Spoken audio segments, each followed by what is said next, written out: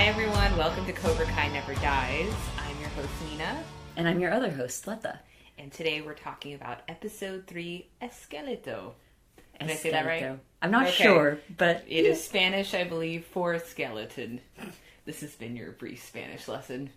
So I'm going to read the IMDb synopsis because this is just a thing we've decided just now to do. Miguel helps Johnny advertise Cobra Kai on the web.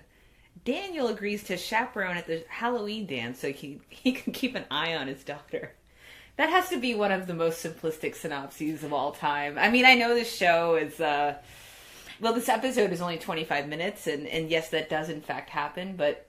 Oh my god! It's so much more than that. It's spoiler-free, though.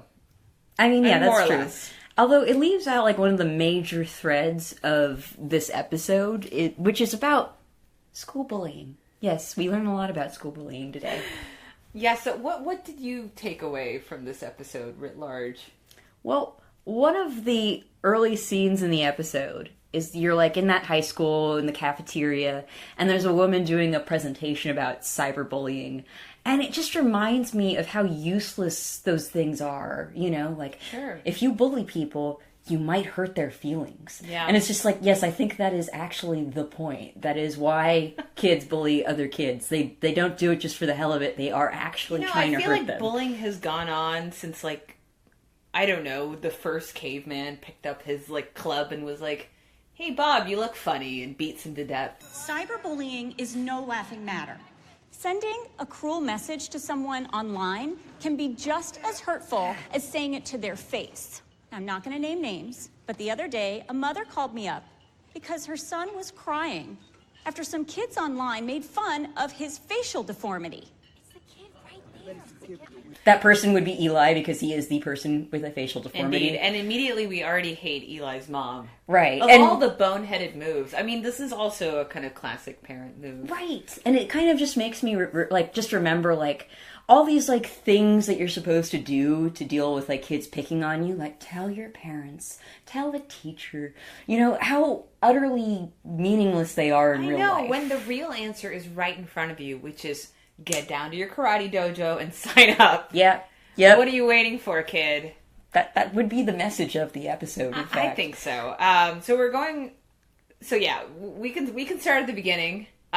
We open at Casa Miguel, and he is throwing punches furiously in his room / possibly masturbating. His grandmother thinks he's masturbating and hearing all this crunching. I love that grandmother. She's so great. I mean, she has all the best lines. She refuses to work on his homemade Deadpool costume because, goddammit, this is not a sweatshop. Mm-hmm.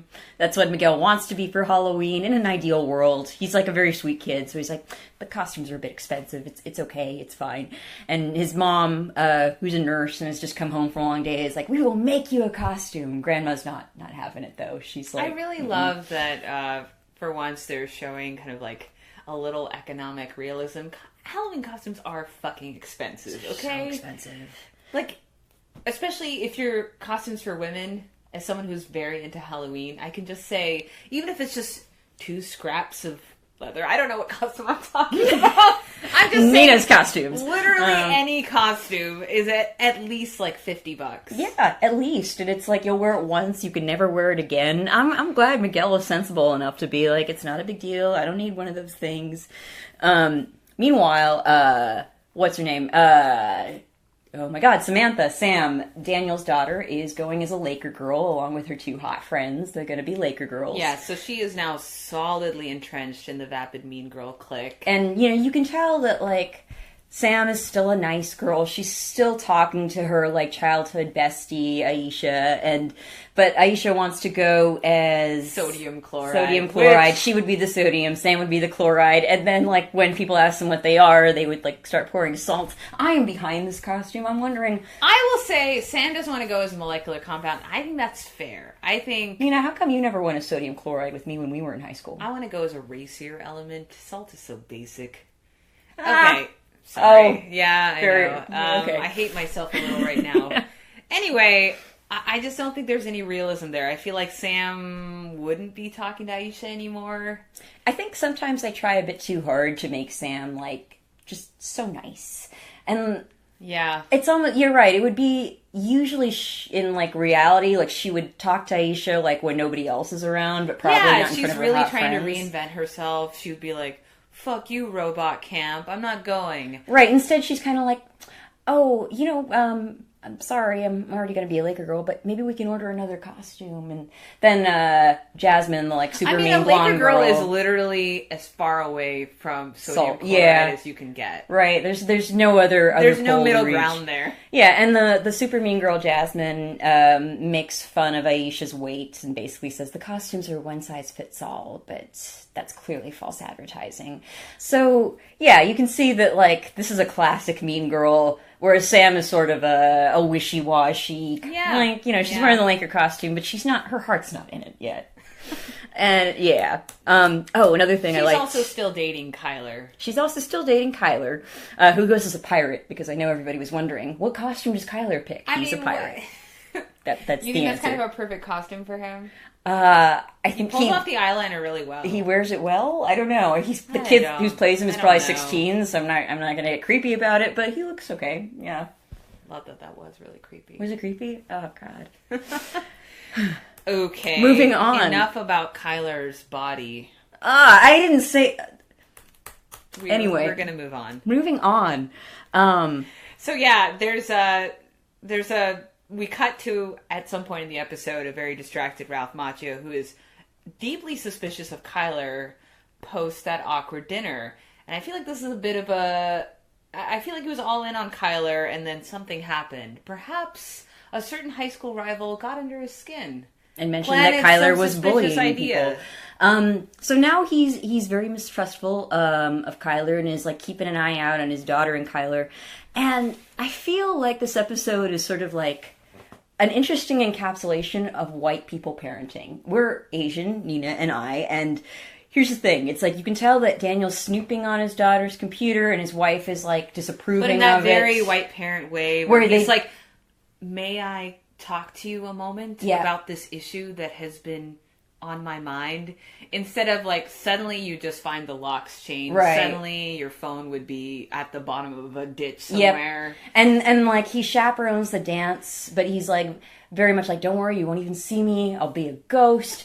Also no Asian parent would ever say no Asian parent would be that like, oh, I don't want her to find me snooping on her. An Asian parent would be like, so I was like looking at your computer and here are my thoughts. You'd suddenly find yourself in an elite boarding school in Chennai. Right, yeah. And basically this whole like, well, I'm going to chaperone the dance, but don't worry, I'll keep a safe distance. Like an Asian parent would be like, you're not going to a dance, are you kidding me? Yeah, not just that, but he gets some really excellent advice from his employees on how to cock-block/threaten his daughter's boyfriend. I say you show this punk who's boss. The next time he's around, you corner him, and you whisper in his ear, if you get her pregnant, you're the one that's getting the abortion. I'd like to just say that to somebody. Anyone. Out of context. Yeah, it's a great line. So yeah, I guess the other plot, Johnny's plot is... So Cobra Kai has one student, and that student is Miguel. And I'm not really sure if Miguel pays for lessons. I'm going to say no. Yeah, I don't think he does. I'm going to say no because I don't think his mom has any idea he's taking lessons. I think his grandmother may have given him the money for it. I'm not sure. But essentially, yeah, he really does not have a lot of students, poor Johnny. And part of this episode is about him trying to like get this fledgling dojo off the ground, this dojo that nobody knows about and like nobody believes in yet. And I have to say this is very close to our hearts because we have this podcast that has, according to our Podbean statistics, I don't want to spoil it. I'm going to say we've got 30 downloads. We've got 30 downloads. I'm not sure how many of these lovely, amazing people actually listened, but... Maybe it's one person downloading it 30 times. This is entirely possible. And whoever this person is, we thank you because you give us a reason to go on living. That got dark and we love you. We love you, whoever you are. So my point is that, Johnny's trying to get the word out about Cobra Kai. And it's hard. Yeah, he's not, he never went to school on how to open up a business. I mean, he's using the methods that, you know, are kind of calcified in time. He's right, like hitting the streets. He's got a wearing little his black sign headband. with an arrow on it, and he hires the local meth head to hold it up in front of the All the she strip mall. wants is meth and a burrito, and isn't that what we want? Right. And he tells her very sensibly, when I pay you, you can use that money to get whatever you want. That's He's how money knowledgeable works. about currency. Right. So I feel like, you know what, he's got a good head on his shoulders. He does. He but yeah, passes out little homemade flyers. It's adorable, and honestly, that's how I'm promoting our podcast. Right, actually, we're going to hit the streets after this. And the great thing is that he's wearing a little karate headband when he does it. So it's a bit heartbreaking when these two bros actually just make fun of him. I know, and he says kicks get chicks, which, you know... It's going to be our slogan as well. Obviously. Yeah. No, kicks get dicks. Oh, yeah, that's right. 'cause Better. We're chicks. And, Yes. Yeah. Anyway, so Miguel comes up with a slightly more up-to-date advertising idea. He creates a website for Cobra Kai. And I actually love the moment when Miguel shows Johnny the website and is talking about, like, the social media campaign that he's going to do. And, you know, Johnny's come home all disheartened from this whole advertising adventure of his. And then just, you look at his face when he's, like, looking at Miguel's They're bonding website. over 80s rock. Oh, yeah, and Miguel's like, yeah, like, I looked up Guns N' Roses on YouTube, and then I fell into this wormhole of 80s rock. And you just see You know that part spoke to me. That's all I've ever wanted. Johnny's face at that exact moment. It's like, oh... So that's what it's like to be a parent, you know? It's like, wow. Cobra Kai makes you feel things about parenthood. Right. If I could have a kid like Miguel, I'd do it. Otherwise, I don't see the point. Miguel or nothing. Yeah, essentially. Maybe you should be tweeting at that actor instead of me. What, I wish I were your mother? That's creepy. All I did was wish him a happy birthday and say, hey, just so you know, you have Miyagi's same birthday. Incidentally, June 9th, 1925 is Miyagi's birthday. Mm-hmm. If you don't know who Miyagi is, what are you even doing here, bro? Yeah. No, I'm not going to. You know what? You pause this, you download or stream The Karate Kid, and then you get back to us afterwards. It's important. Or you can wait a couple of months when we will be reviewing the first movie. If for some reason you can only consume Karate Kid related media if it's seen through our eyes, yes, wait a couple months. Honestly, because this show is partially about Daniel LaRusso, you know that Miyagi is going to figure heavily into everything. Actually, I want to point out in this episode, perhaps alone among all the Cobra Kai episodes, Daniel does not commune with the spirit of Miyagi. I know his attention is weirdly just laser focused in on Kyler and Sam. And cock-blocking Kyler. Speaking of which, so at the high school dance, a few things happen. So we can start with the Kyler-Sam action just because why not? Daniel, of course, volunteers as a chaperone, and, you know, he's got his, like, Terminator eye, and he's, like, scanning the dance floor.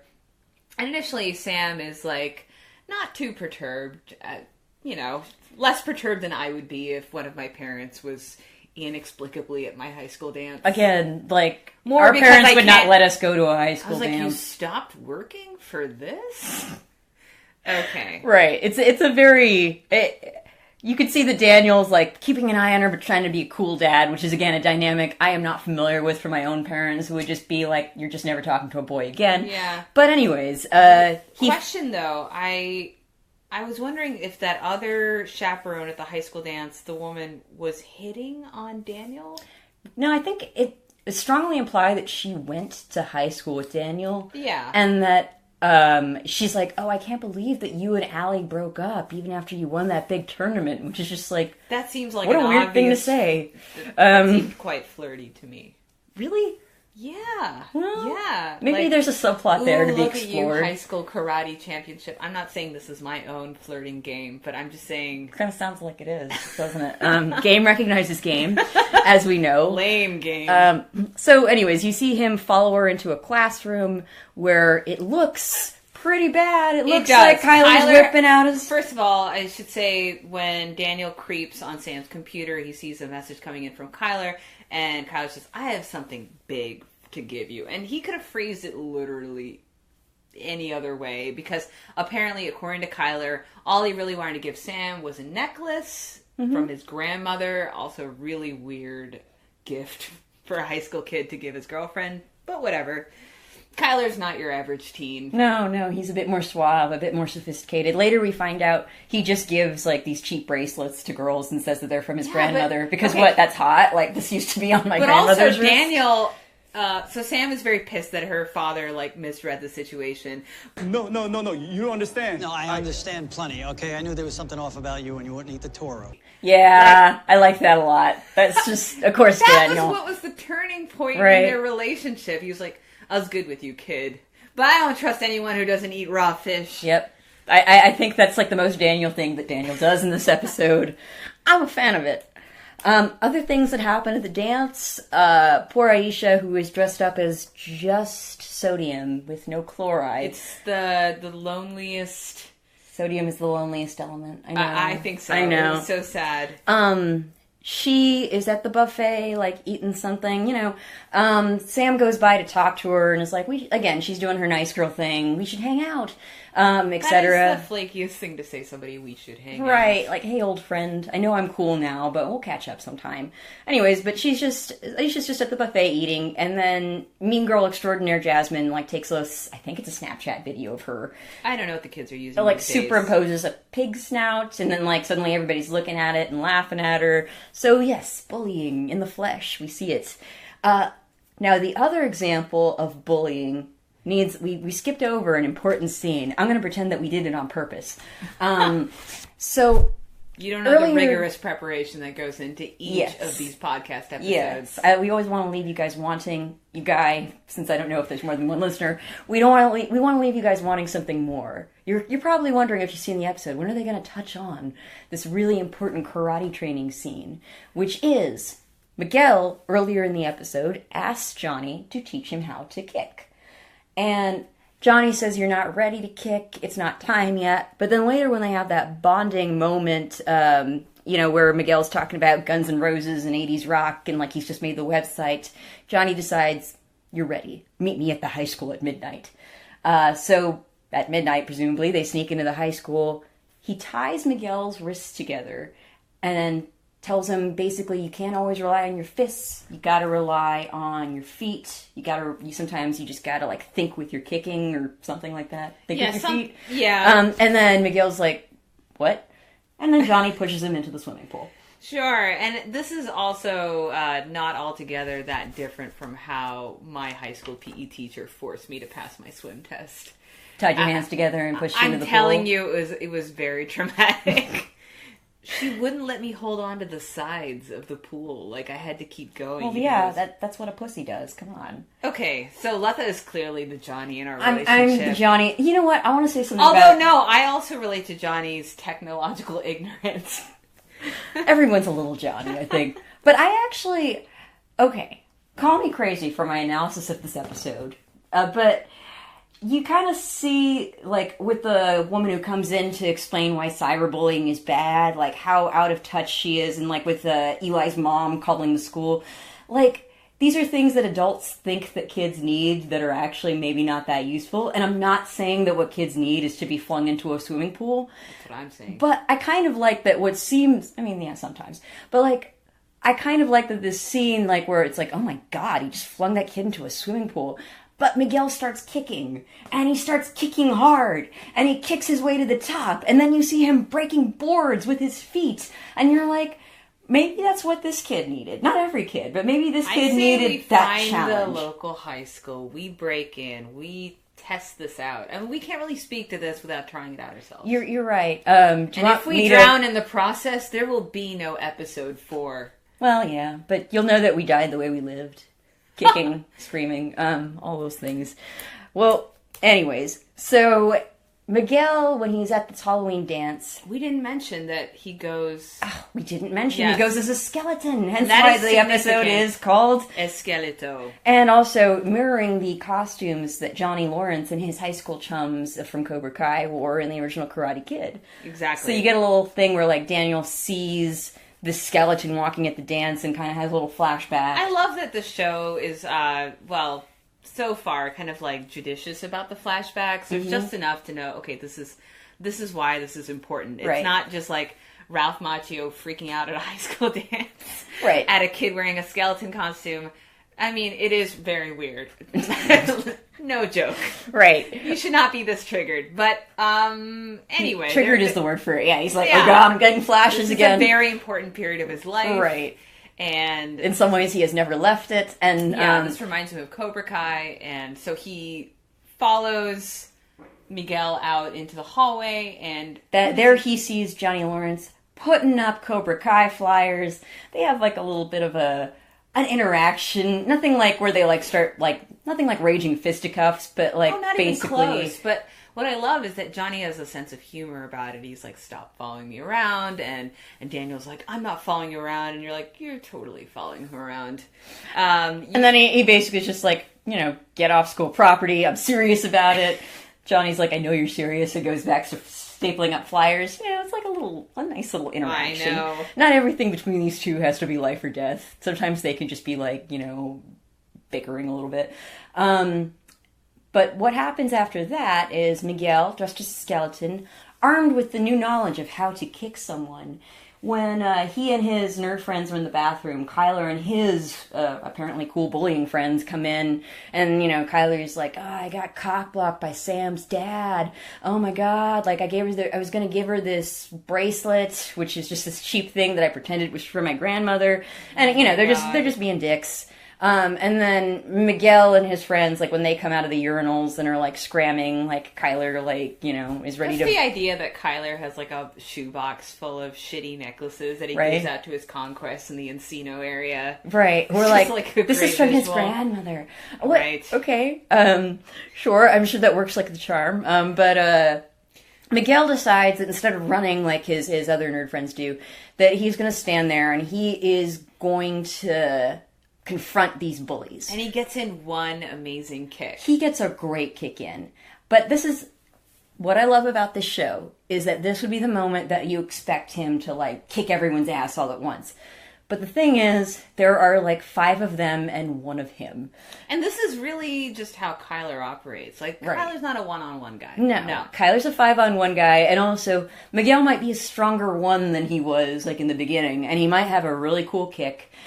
But 5-on-1 is still 5-on-1, and the last scene of the episode is basically, you see Miguel getting beaten up, and then you see Johnny, like, walking into this bathroom and just seeing, like, Miguel's corpse on the floor. Miguel's beaten, but still alive body on the floor. It's really affecting, because before Miguel gets his ass beat, he says, hey, you're talking about my sensei. Oh, because Kyler is, like... some old homeless man isn't around to save you now.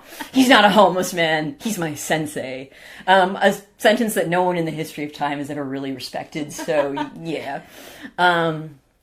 Yeah, but it's definitely one of those things where you see, like, the highs and lows of Miguel. Like, he kicked his way out of that pool, and he's got a really good kick going on. You feel like a montage is just around the corner, but he's not there yet. If I eventually learned how to do one push-up, and I was like, yeah, man, I'm ready to fight. I'm ready to take on the world, and you're not.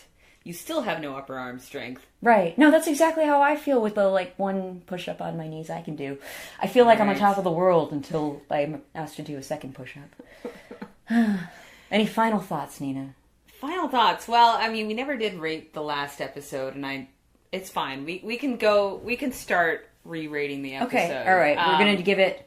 How many crane kicks do you give this episode? No. I think it has to be specific to the episode. I'm going to say... Esqueletos? Sure. Charm bracelets? No, yeah. I'm going to give it 3.5 Kyler's sexy grandmother's charm bracelets. Wow. I give it 4 because perhaps I'm just a fan of Sensei Lawrence's school of tough love. I think that this episode could have used a montage, but I'm not greedy. I'll wait for it. Is this the episode where you were like, I'm all in on this show? Because I think that was it for me. This central relationship is what anchors me to this show. That's true. The Miguel Johnny Lawrence relationship is key to like the whole dynamic of the show. I think I felt it like from like episode 2 earlier on. Oh. I did. Yeah. I was all in, just like Miguel is all in. I was like, this show's like my sensei, and it's not a hobo, no matter what anybody says. That's true. Yeah. Well, I will keep working on our Twitter account, much like Johnny's working on his website. I hope you'll follow us at Kai_cast. We will Photoshop in many Miguels, many Miyagi's. Plenty of Kylers. I don't know. Yes. We'll do our best. You can also email us with questions, comments, why the fuck did you discuss this, at CobraKaiNeverDiesCast@gmail.com. And as always, kids, strike first. Strike hard. No mercy! I think we may have forgotten. you were late on that one. Okay, let's do it. Okay. Strike first. Strike hard. No mercy! Thanks.